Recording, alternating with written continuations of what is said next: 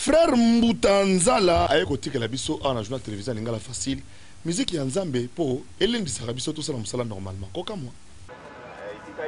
Lelo lingala facile avec superviseur Willy Abibo na pointe.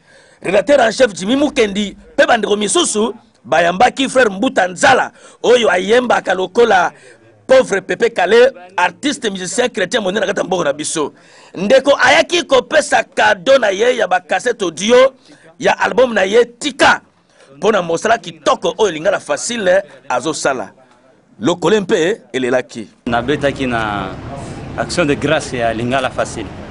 Alors tant on a betaki kuna na comprenaki que batie Nzambe na première position.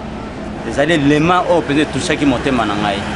Donc bazongi na Nzambe babandaki na Nzambe bazongi na Nzambe pe ba invitaki ngai na kendaki na betaki na mona ki lolenge Nzambe vraiment les gars na rosale la bandeko oyo ya lingala facile. Alors ils allaient 6 et 5 mingi bazolo ba tika komboka bana tika boy donc to tika mabe to ça toujours malam.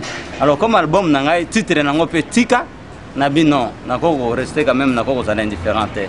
Tuna sala mutna reconnaître monena Nzambe wana na même ba cassette na ngai comme ça moko na moko ya lingala facile les ma azo a décortiquer de susu pe koloba susu tika ndeko ya Congo likambo ya kondima moninga soki azali kosala mosane kitoko pe malamu ezana ngo lisumu te bondimela ngai exemple ya frère Mbutanzala et la musayo oyo tikali po match oyo ezane ya prolongation simanani yango ya sala na mokili soki masumu maleke ekopesa mokabwani ya yo na Nzambe mama